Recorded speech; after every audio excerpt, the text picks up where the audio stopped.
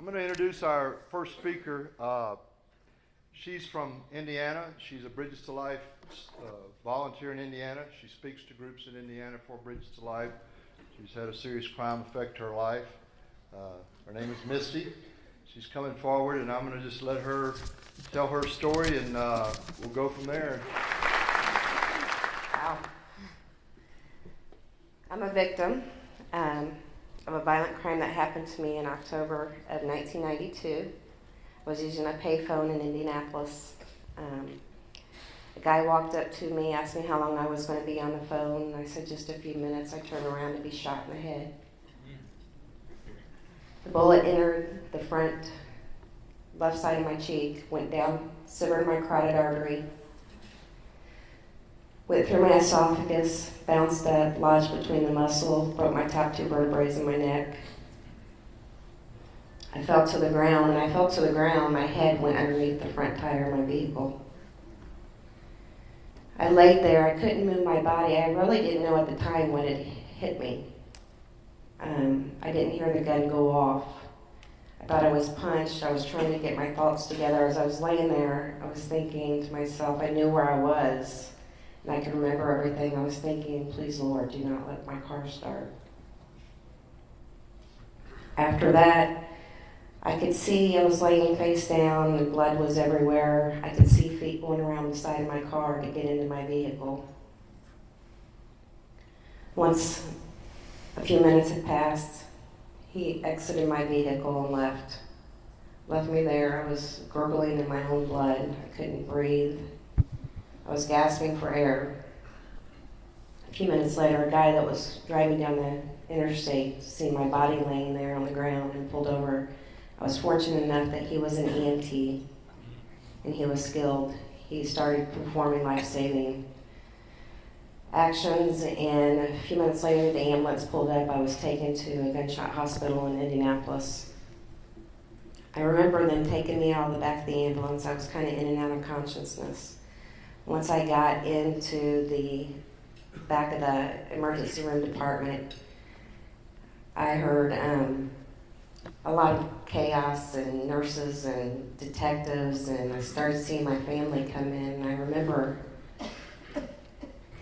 that was probably the hardest part for me, laying there and seeing all this commotion and not being able to speak to anyone. And then a pastor came in, I seen the white and the black, and I thought, wow, this can't be good. They started talking to my family members, and I could just see everything that was going on around me, and more and more my dad, my mom, my sister, my brothers, my grandma, and my grandpa were all standing around me, and they were praying, and I could see what was going on. I couldn't hear anything. My ears were ringing. And I thought to myself, this is it. They're saying goodbye to me. They all kissed me and left the room. I went into the OR. I had a long surgery. I had 5 surgeons. Once I came out of the OR, I was in ICU on a ventilator in a drug-induced coma for 3 days. I went to a regular room for 4 days. On the 7th day, I was released from the hospital. I went home. A month later, he was caught, pleaded not guilty, had a jury trial, went to court, had to testify, walked across the courtroom, did what I needed to do, and I exited. For 2 days, I sat out in a hallway, wondering what was going to happen. I knew it was him, but they convicted him late. It was 11 o'clock in the evening. The jury came back with a guilty plea. A few months later, I left Indiana. A few months later, they sentenced him. They gave him 20 years for attempted murder, carrying a handgun in the state of Indiana without a license, and they threw out some other charges. As soon as we went to court, and that was all over with, a few years later down the road, I'm living life. I've started a family. I've gotten married, started my life, my career, moving on with my life in positive road. It was probably about 8 years later, I get that letter in the mail that says he's being released from prison. I was like, kidding me? I was mad. I was angry. I was frustrated. It wasn't right. So that all happened. I called the state. I said, what can I do? Indiana really didn't have anything for victims until 1997. I was shot in 1992. I said, what can I do? Is there anything I can do? They said, yeah, you can get a restraining order.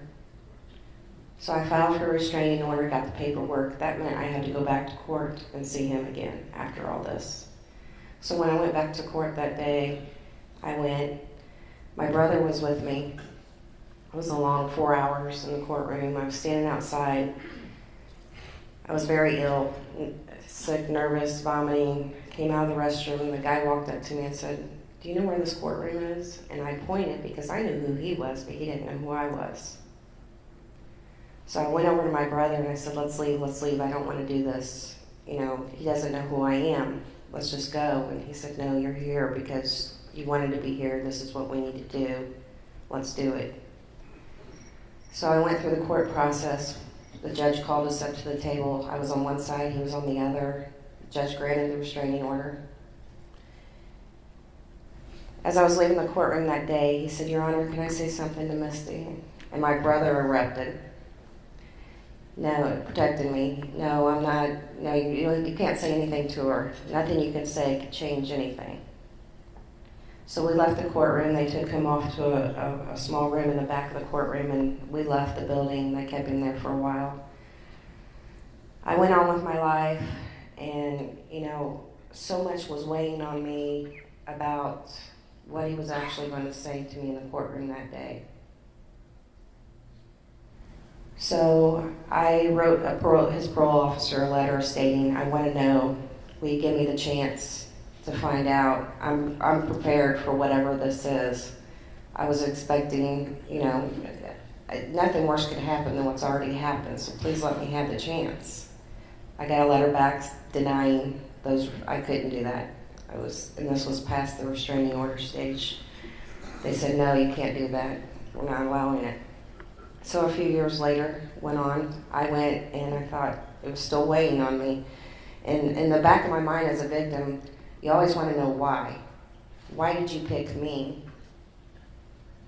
Why? As we went on with the process, or nothing, was being done, I then took upon myself to Google his name. I Googled it. I put his name in on Google and a picture popped up.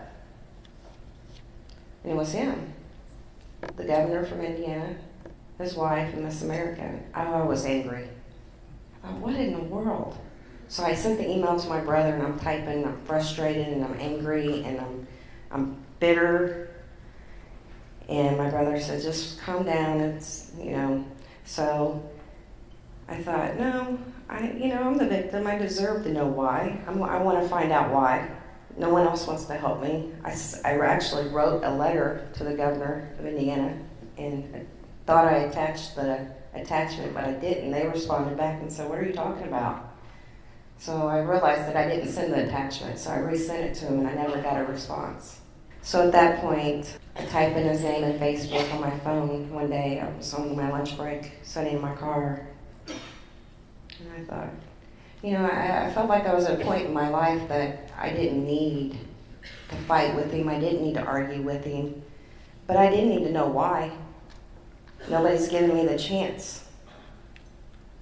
So I type in his name and his picture pops up, his wife and his kids. And I thought, no one can stop me now. So I then typed in his name, and as soon as it came up, I sent him a letter, a note in Facebook, and I got a response. So at this time, I'm going to call up my shooter, who's here with me today, Keith Blackburn. I started getting in trouble with the law at 13 years old. Went to juvenile 14, some batteries, gang violence 15, more batteries, more violence. 16, I started taking LSD, was a full-blown alcoholic. By 17, was violent out, committing robberies, doing everything I thought I was big enough, bad enough to do on the streets of Indianapolis, just a rebel, rebelling against everything, against my family, against God, practicing Satanism, burning candles, doing everything I could do that I thought was evil.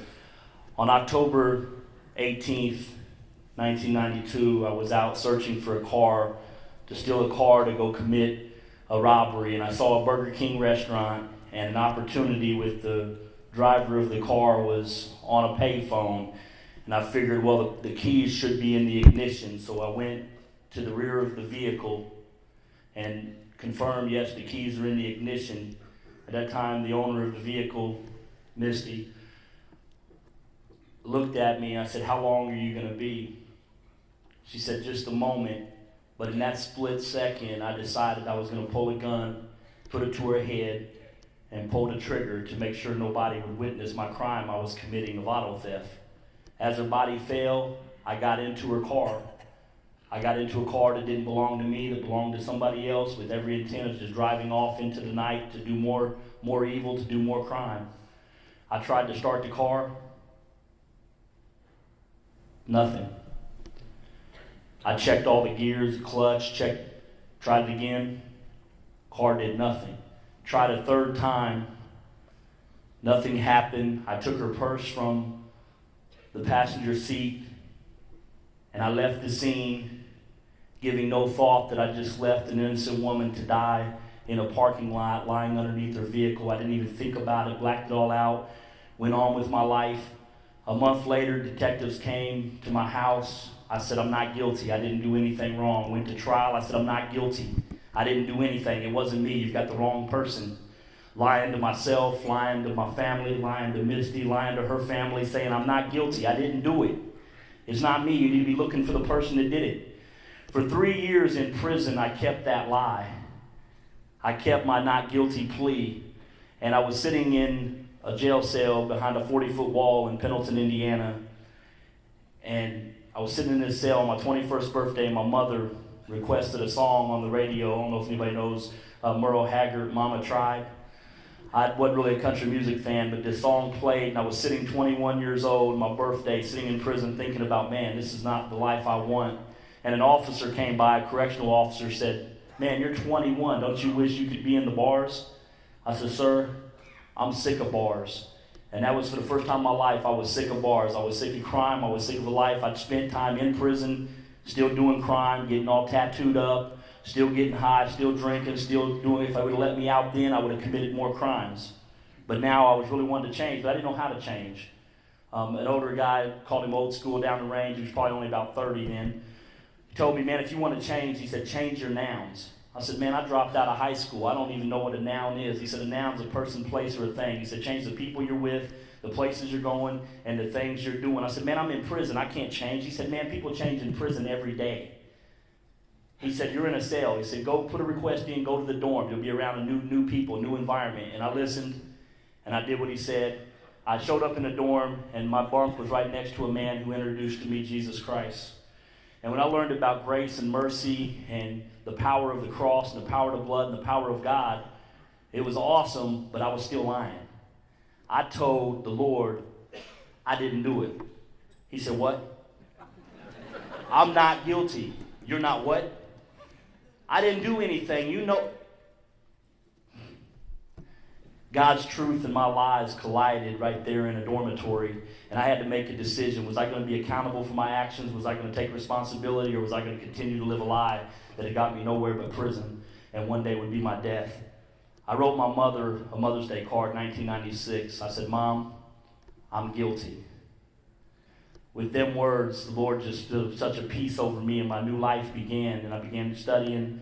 And my mother, I lost my mother while I was still in prison in 97, but before she had passed, she got to see my life change. My mother was everybody here who's been in prison, no mom's to ride with you no matter what. And my mom used to, where's your son at? How's Keith doing? She'd say, yeah, Keith, he's at school. And I said, Mom, why are you lying to people? I'm not at school, I'm in prison. She said, you better learn something while you're there. And I took that opportunity. I got my GED.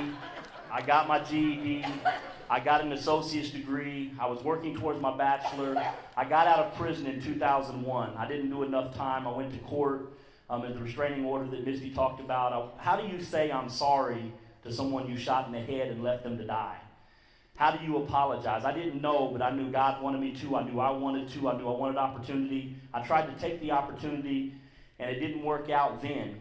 But in God's timing over years, I stayed faithful, got off parole in 2003, started getting involved with programs and visiting prisons in 2007, became an assistant volunteer chaplain with the prison I did time at in 2009, finished up my bachelor degree from Ball State University, went to seminary working on my master's degree. Life is going pretty good. Got a wife, got kids, life is well. Involved in the prison, going towards being hired with the state. 2010, December, I get a Facebook message from my victim, from Misty.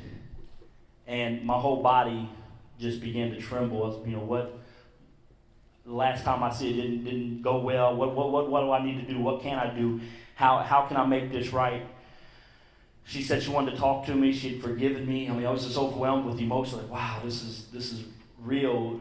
I wanted to understand. And I gave her my phone number, and she gave to me a gift that Bridges to Life gives every offender that goes through this program. 19,000 men have got this opportunity. As an offender, I got a front row seat to what my crime did.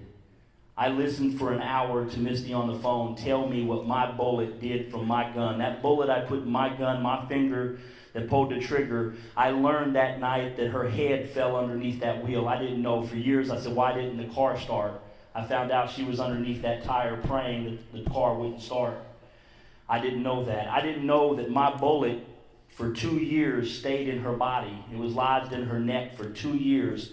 I didn't know that she had said goodbye to her family, that she wasn't supposed to live, that she wasn't supposed to talk, wasn't supposed to walk. I didn't know the financial burden.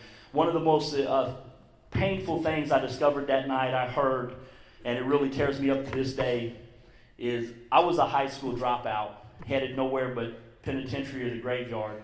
She was a high school senior. We was the same age. We was both 18. She was a high school senior with a full ride scholarship to go to college to play softball as a catcher.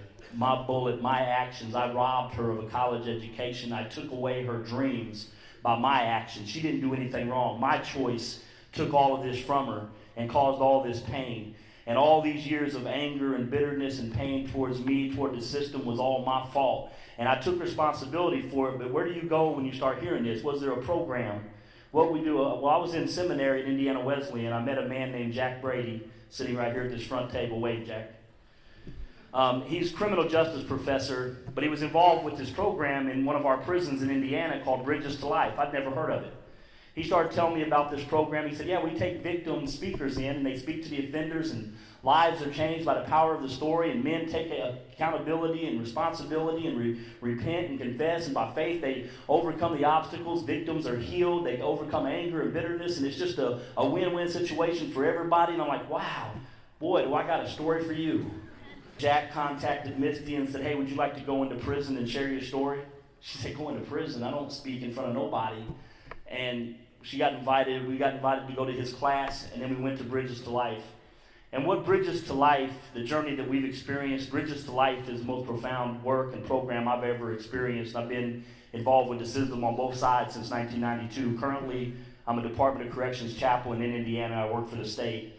But I'm also a volunteer Bridges to Life facilitator at one of our prisons. We're getting in another one. We'll have 3 prisons by the end of this year for sure, having projects taking place, so we're excited. But what I learned when we went in and started sharing our story, Misty shared the story, and I was able to look her in the eye during a Bridges to Life class and say, I'm sorry for what I've done. I'm sorry for the pain that I caused you and your family. And the power of what God has done over this last 3 years, the Lord has put this together in such a way that we now call one another friends. I don't know how somebody I shot in the head can call me a friend. I don't understand that, but I do understand the program that made that possible, and we are here to discuss that with you today.